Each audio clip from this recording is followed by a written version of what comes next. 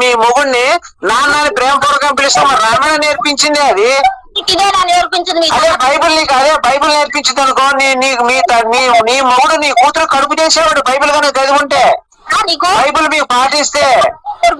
రామాయణం పాటించారు కాబట్టి మీ కూతురు మీ తండ్రి కొడుకులు నీ తల్లి కొడుకులు తండ్రి కొడుకులు ప్రేమ ఎంత అన్యోన్యంగా బతుకుతున్నాం మనంతా హిందువులంతా కూడా ఈ రోజు. అర్థమైందమ్మా? అందరం కూడా భారతీయులు అందరూ కూడా గర్వంగా చెప్పుకుంటాం కుటుంబ వ్యవస్థ గొప్పది. ఎందుకయ్యా అంటే రామాయణాలు భారతాల దగ్గర నుంచి మన కుటుంబ వ్యవస్థ వచ్చి నుంచి మనం ఎంతో గర్వంగా చెప్పుకుంటాం కదా. నువ్వు చీర కట్టుకుంటున్నావు చక్కగా, నీ కుటుంబం అంతా ఎంత హ్యాపీగా ఉన్నారు, పొట్టు పెట్టుకుంటున్నారు. దానికి కారణం ఎవరు? రామాయణాలు మనకు నేర్పించింది.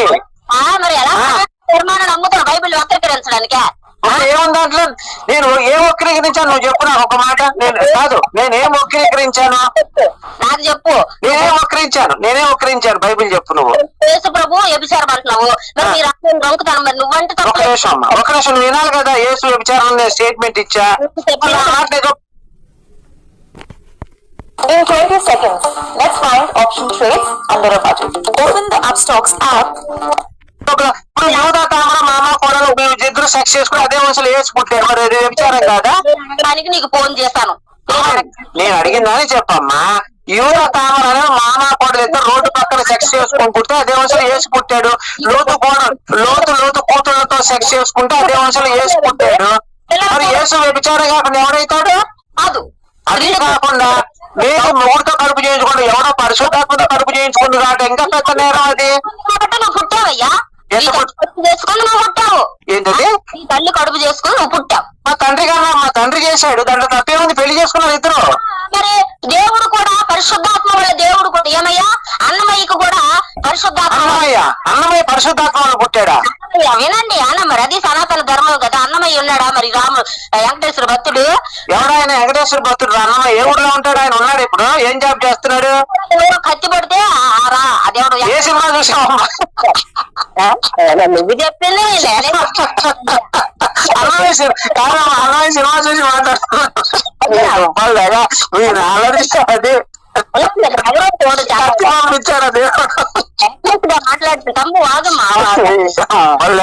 మీరు బాగుపడరు, మీ జీవితాలు సినిమాలు చూసి మాట్లాడరు. మా పుస్తక చరిత్ర చదువు. కత్తి పంపించేది ఏందమ్మా? కత్తి సుత్తి అని దేవుడు కత్తుల సుత్తులు పంపించడు. అర్థమైందా? దరిద్రం అంటున్నారు కాదమ్మా, దేవుడు కత్తుల సుత్తులు పంపించి కడుపులు చేయించడమ్మా. అర్థమైందా? మా హిందూ సాంప్రదాయం ప్రకారం గర్భం చేయాలి అంటే భర్త యొక్క పర్మిషన్ తీసుకోవాలి, లేదా తండ్రి యొక్క పర్మిషన్ తీసుకోవాలి. కోరుకోవాలి, నేను గర్భవతిని కావాలని చెప్పి కోరుకున్నప్పుడు మాత్రమే దేవుడు గర్భవతి చేసే వరాన్ని ఇస్తాడు. ధరించింది అదొక్కటే వల్ల గర్భం ధరించింది. లోకానికి లోకరక్షకుడు పుట్టాడు. ప్రతి పాపం నుండి విమోచించబడాలి ప్రతి మానవుడు. మొగుడు అప్పుడు కొంచెం కదమ్మా అక్కడ. పాపము పాపంలాగే ఉండిపోతే మొగుడు కొంచెం కదా. పరిశుద్ధాత్మ చేయటం కడుపు మూడు చేస్తే వేసి కాదమ్మా. మొగుడు కడుపు చేస్తే వేసి పుడతాడా పుట్టాడా చెప్పు నాకు. కాబట్టి మగోళ్ళు పెళ్లి చేసుకుంటున్నారయ్యా. మగోళ్ళ మీ ఆయన ఎవరిని చేసుకున్నాడేంటి? నువ్వు చేసుకున్నావు కాబట్టి మరి మీ ఆయన నేను చేసుకున్నాను ఏందమ్మా? చేసుకున్నావు కదా మరి మీ దేవుళ్ళు మగవాళ్ళు పెళ్లి చేసుకోవడం ఏందమ్మా? నేను ఎక్కడ వెళ్ళలేదు. అయితే నీకు అసలు తెలియదు. అయితే నీకు భగవద్గీత తెలీదు, నువ్వు ఎలా మాట్లాడుతున్నావు? భగవద్గీత నాకు తెలియకపోతే నష్టం ఉంది. అయ్యప్ప గురించి కాదమ్మా, భగవద్గీత నాకు తెలియదు, రామాయణం తెలియదు, నీకు వచ్చిన నష్టం ఏంటి దాంట్లో? తెలుసా? భారతంలోనే ఒక స్త్రీని 5 నడు రోడ్డు మీద చీరలు ఇప్పిస్తే మీ కృష్ణ పరమేశ్వరుడు చచ్చారు కదా, వాళ్ళంతా చచ్చారు కదా.